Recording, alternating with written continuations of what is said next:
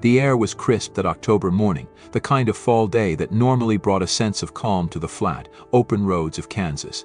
But as I stood on the scene of the wreckage, calm was the furthest thing from anyone's mind. The collision site was chaos: mangled metal, shattered glass, and the faint, acrid scent of burning rubber filled the air. The semi-truck loomed ominously, its front end crushed inward. Next to it, a battered minivan lay sprawled across the road, its roof caved in, and its doors ajar. The call had come in just minutes earlier. A van carrying 5 young girls had collided with a semi-truck while attempting an illegal U-turn on Interstate 335. The dispatcher's tone had been urgent, almost pleading. Multiple fatalities, she'd said. Children involved. By the time I arrived, paramedics were already working frantically, their movements brisk but strained. 2 of the girls had been pulled from the wreck alive, but their injuries were severe. 3 others hadn't been as fortunate. Their small bodies were covered by emergency blankets, but the size of the shapes beneath them made it impossible not to feel the weight of what had happened. I scanned the scene, noting every detail. The skid marks from the truck stretched long and jagged across the pavement, a testament to the driver's desperate attempt to stop. The gap in the highway barrier told its own story. 3 vehicles had attempted the same dangerous maneuver, but only 2 had made it through. The third hadn't been so lucky. The van's driver, Amber Pury, sat on the roadside, her face pale, her hands trembling as she spoke with an officer. Her words were disjointed, a mix of shock and excuses. "I didn't see him," she said, over and over. "I thought I had enough time." The officer beside her tried to keep his voice calm, but his expression betrayed his frustration. "Ma'am, you had 5 children in your car. Did you even look before you turned?" Amber flinched but didn't respond. Her own daughter, Brooklyn, was among the dead, a fact that seemed to hover over her like a storm cloud, though she avoided saying her name. The other victims, Leela and Kylie, were Girl Scouts, friends of Brooklyn's, their lives cut short in an instant. Their families had trusted Amber to get them safely to a troop event, a trust that now lay shattered on the asphalt. I moved closer to inspect the van. The passenger side had taken the brunt of the impact, its frame crumpled inward like a tin can. The force of the collision had been catastrophic, leaving no chance for those sitting on that side of the vehicle. Inside, scattered belongings told a story of innocence: a stuffed animal, a pair of sneakers, a pink backpack with badges sewn onto it. Each item was a haunting reminder of the lives that had been lost. The truck driver, Robert Russell, stood a few yards away, speaking with another officer. His face was a mask of disbelief, his hands trembling as he gestured toward the van. "She came out of nowhere," he said. "I couldn't stop in time. There was nothing I could do." His words matched the evidence. The stretch of road had no legal turnarounds, and the U-turn was both dangerous and illegal. The other 2 cars had managed it, but the van had miscalculated. Amber had miscalculated. The result was this devastation. I watched as the tow trucks began to arrive, their operators moving with the grim efficiency that comes from years of experience with tragedies like this. The paramedics loaded the injured girls onto stretchers, their small, fragile bodies hooked up to oxygen masks and IVs. The sight of them stirred something deep in me, a mix of anger and helplessness. They had trusted the adults around them, and those adults had failed them. Amber was led to a patrol car, her movements slow and hesitant. As the door closed behind her, I caught a glimpse of her face, an odd combination of shock, sorrow, and defiance. It was clear that she understood the gravity of what had happened, but whether she would take responsibility for it was another matter entirely. The scene quieted as the vehicles were cleared and the bodies were taken away. The road stretched out ahead, empty and silent once more. But for the families of the victims, for the truck driver who would replay the moment over and over in his mind, and for Amber, whose life had irrevocably changed in that split second, the silence offered no solace. As I returned to my car, I couldn't shake the image of the pink backpack. It was a reminder of what had been lost, a future full of potential, laughter, and joy. This was no ordinary crash. This was a tragedy, born of recklessness and split-second decisions. And as an investigator, it was my job to piece together the fragments and make sure the truth was brought to light. The air was heavy with the kind of silence that follows chaos. The scene had been cleared, but the echoes of what happened lingered. The families of the victims began to arrive, each face etched with confusion and raw grief as they tried to make sense of the unimaginable. Parents who had sent their daughters off for what was supposed to be a simple Girl Scouts event now stood on the shoulder of Interstate 335, staring at the empty stretch of highway where their children's lives had ended. Inside the station, Amber Pury sat in an interview room, her hands folded tightly on the table in front of her. Her demeanor shifted between shock and defensiveness. "I didn't see the truck," she repeated. Her voice wavered, but there was a sharp edge to it. "The cars in front of me made the turn. I thought I could too. I didn't mean for this to happen." It was the same line we'd heard from her at the scene, but the weight of her words didn't seem to match the magnitude of what had occurred. Across town, the hospital was treating the two surviving girls. Both had sustained serious injuries, broken bones, internal trauma, but they were expected to recover physically. Whether they would ever emotionally recover from losing their friends in such a horrific way was another question entirely. News of the crash spread quickly. By the time the first headlines hit, the narrative had already begun to take shape. The image of three young Girl Scouts, their lives cut tragically short, ignited a wave of public mourning. Vigils were held in the local community. Candles were lit. Photos of smiling children in uniforms were shared, and the names of the victims, Brooklyn, Lila, and Kylie, were whispered in tearful conversations across Kansas. But with the mourning came outrage.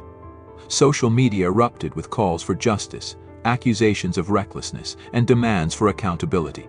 How could anyone take such a risk with children in the car? One post read, echoing the sentiment of hundreds more. The community's grief was intertwined with anger, and Amber quickly became the target of both. The families of the victims released statements that painted a heartbreaking picture of what had been lost. Kylie's mother, Tiffany, wrote about her daughter's love for soccer and her dream of becoming a veterinarian. "She was my everything," Tiffany said in an interview. "Now, I don't know how to keep going without her." Amber, too, took to social media, posting a brief message about her own daughter, Brooklyn. "I honestly don't know how I'm going to keep going without you," she wrote. "But I know I have to, and everything I do will be for you." Her words sparked mixed reactions. Some offered sympathy for her loss, while others accused her of using her grief to deflect responsibility. "She lost her daughter," one commenter wrote. "But it was her actions that caused all of this. She needs to own up to it." Within days, the legal system began to move. Charges were filed against Amber: 3 counts of involuntary manslaughter, aggravated battery, and 2 traffic violations. The weight of those charges hung in the air like a storm cloud. This wasn't just a tragic accident, it was being treated as a criminal act. The other 2 drivers who had made the same illegal U-turn were also under scrutiny, though the focus remained on Amber. Their vehicles had cleared the path safely, but the fact that they had set the precedent was not lost on investigators. Still, it was Amber's van that had collided with the semi-truck, and it was Amber who had been entrusted with the lives of 5 children. The crash site itself became a somber landmark. Flowers, teddy bears, and notes of remembrance were left on the shoulder of the road, a makeshift memorial that grew larger with each passing day. A pink ribbon tied to the highway barrier fluttered in the wind, a quiet reminder of the innocence that had been lost. Behind closed doors, the families grappled with their pain. Some sought legal recourse, filing wrongful death suits against Amber, the other drivers, and even the Girl Scouts organization. The settlements that followed were kept confidential, but they did little to ease the anguish of parents who would never again hug their daughters. For Amber, the weight of her actions was becoming undeniable. The community's anger, the legal charges, and the sight of those memorials all pointed to one inescapable truth: her decision to follow the first 2 cars had led to catastrophe. Yet, in her interviews and phone calls, she began to shift the blame. "The truck driver should have seen me," she told one officer. "It wasn't just me, it could have happened to anyone. But as an investigator, I couldn't ignore the facts. The gap in the barrier wall was meant to prevent exactly this kind of tragedy." The first 2 cars had been lucky, but luck wasn't a justification for taking such a risk. Amber had made a choice, a reckless, tragic choice, and 3 young girls had paid the ultimate price. As the community grappled with their grief, the focus turned to the courtroom, where justice for Brooklyn, Lila, and Kylie would be sought. The question that lingered in everyone's mind was simple but devastating: could this tragedy have been avoided? The investigation began immediately after the crash. Every detail of that fateful day was meticulously pieced together, the fragments of evidence forming a chilling narrative. The Kansas Highway Patrol conducted a reconstruction of the scene, studying the skid marks, impact angles, and dashcam footage from the semi-truck. Witness statements corroborated the story. 3 cars had attempted illegal U-turns through a gap in the highway barrier. The first 2 had cleared the turn, but Amber Pury's van had not. The semi-truck, driven by Robert Russell, had been traveling at highway speed. Despite his best efforts to stop, the truck slammed into the passenger side of Amber's van, crushing it with devastating force. Russell told investigators he had no time to react. "She just turned right in front of me," he said, his voice trembling. "There was nothing I could do." Inside Amber's van were 5 young girls, excited for a day with their Girl Scout troop. 3 of them, Amber's daughter Brooklyn and her friends Lila and Kylie, didn't survive the impact. 2 others were critically injured but survived, their young bodies bearing the scars of that horrific moment. The truck driver was physically unharmed but emotionally shattered. Amber's initial statements were erratic. At the crash site, she claimed she didn't see the truck until it was too late. Later, she insisted the truck driver should have slowed down. "He must have seen my blinker," she told investigators. "I thought I had enough time to make the turn." Her words offered little clarity, and as the investigation deepened, so did the scrutiny on her actions.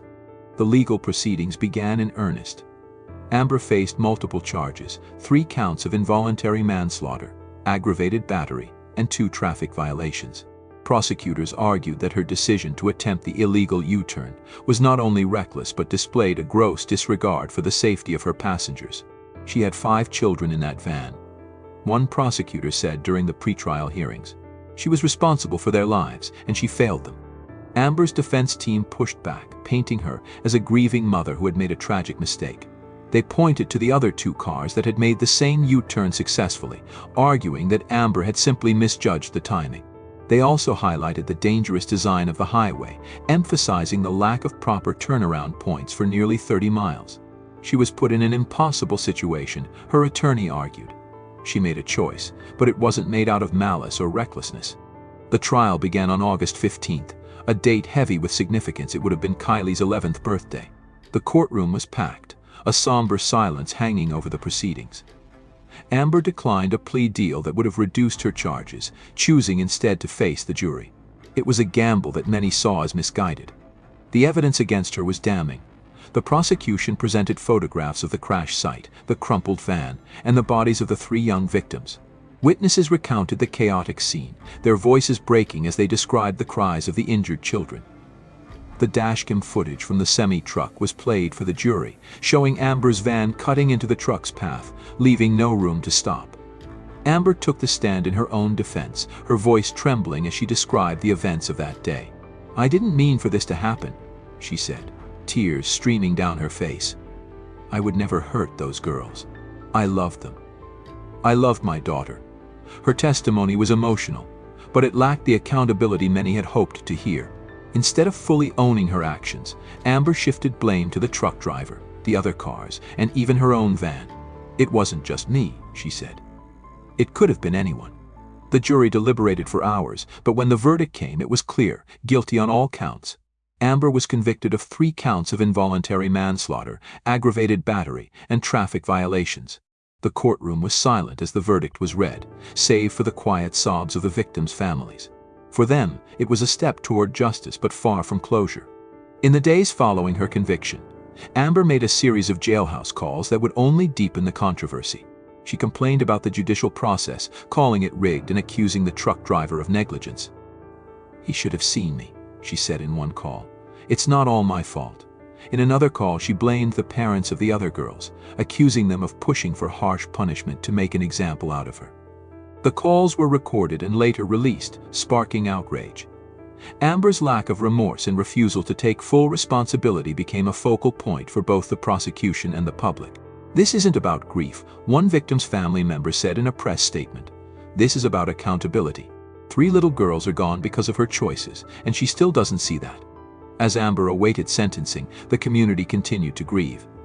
Memorials for Brooklyn, Lila, and Kylie were held, their photos displayed alongside flowers and candles. Their families spoke of their daughters' bright futures and the devastating void their absence had left behind. For the investigators and legal teams involved, the case was a reminder of the profound consequences of a single decision. The weight of what happened on Interstate 335 could not be undone, but the pursuit of justice was a step toward ensuring that the victims' voices were not lost in the tragedy. As Amber's sentencing loomed, one question remained: would she finally accept the responsibility that had eluded her throughout the trial? The fallout from Amber Pury's conviction was immediate and unrelenting. Public outrage, already simmering after the trial, boiled over when her jailhouse calls were released. The recordings painted a damning portrait of a woman who, even after being found guilty, refused to accept responsibility for the crash that had taken 3 young lives. In the calls, Amber's voice was calm, almost detached, as she recounted her frustrations. "The system is rigged," she said in one recording. "I feel like the jurors were paid off or something. This wasn't fair." Her words were met with silence from the other end of the line, the listener seemingly unsure how to respond to such an extraordinary claim. Amber didn't stop there. She turned her focus to the truck driver, Robert Russell, who had been at the center of the collision. "He should have seen my blinker and slowed down," she argued. "I literally don't even know what hit me. It felt like a bomb went off." In another call, she blamed her van itself, suggesting that mechanical issues had contributed to the crash. Each statement deflected blame further from herself, amplifying the anger of the victims' families and the community. Perhaps the most shocking moment came when Amber accused the parents of 2 of the victims of perjury, claiming they had lied in court to ensure her conviction. The accusation, unfounded and inflammatory, only deepened the divide between Amber and the grieving families. It became clear that, in her mind, everyone else bore responsibility for the tragedy, everyone except her. Public reaction to the calls was swift and harsh. News outlets played excerpts from the recordings, dissecting her words with a mix of disbelief and indignation. "Where's the remorse?" one commentator asked during a televised panel. "She lost her own daughter, and yet she's still pointing fingers. How can anyone justify that?" The victims' families, already struggling with the weight of their loss, were devastated by Amber's words. Tiffany Lund, Kylie's mother, spoke publicly about the pain of hearing Amber's accusations. "She doesn't understand what she's done," Tiffany said in a tearful interview. "She took my daughter from me, and she's acting like it's someone else's fault. How can you forgive someone who doesn't even admit they were wrong?" The recordings also caught the attention of the prosecution, who planned to use them during Amber's sentencing hearing. "These calls show a complete lack of accountability," the lead prosecutor said in a press conference. "They will be part of our argument for a significant sentence. This isn't just about justice for the victims, it's about ensuring that this defendant understands the gravity of her actions." Despite the backlash, Amber remained defiant. In one particularly jarring call, she described her time in jail as a 2-star hotel and suggested that she wouldn't serve a significant sentence. "Kansas likes to keep families together," she said. "This is a case where I shouldn't be taken from my kids." Her words struck a nerve with the public and legal experts alike. While Amber's defense team argued that her comments were taken out of context, the damage had been done. The recordings painted a picture of a woman more concerned with her own situation than the lives she had ended. Even those who had initially sympathized with Amber began to question whether she truly grasped the magnitude of her actions. As Amber's sentencing date approached, the tension grew. The range of potential penalties was wide, from as little as 2.5 years to as much as 13 years.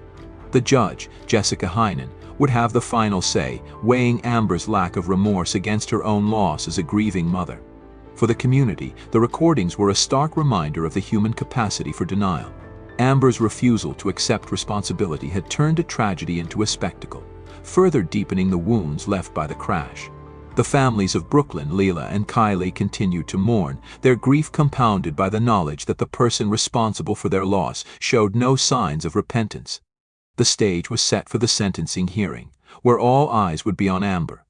Would she finally acknowledge her role in the crash, or would she continue to deflect blame? For the victims' families, the answer would determine whether justice had truly been served. The courtroom was packed on the day of Amber Pury's sentencing. Every seat was filled, and a heavy silence hung over the room. The families of Brooklyn, Lila, and Kylie sat together in the front row, clutching photos of their daughters, their grief palpable. Across the aisle, Amber was escorted to her seat, her expression blank as the judge prepared to deliver her fate. The proceedings began with statements from the victims' families. Tiffany Lund, Kylie's mother, stepped forward, her voice trembling as she spoke. Kylie was my world, she said. She had so much life ahead of her, so many dreams. And now, I'll never get to see her grow up. That was taken from me because of one reckless decision. Lila's parents echoed Tiffany's words, describing their daughter as a bright, loving child whose future had been cruelly cut short. We trusted you, Lila's father said, his voice breaking as he looked at Amber. We trusted you with our daughter, and you failed her. Amber sat motionless, her hands folded in her lap.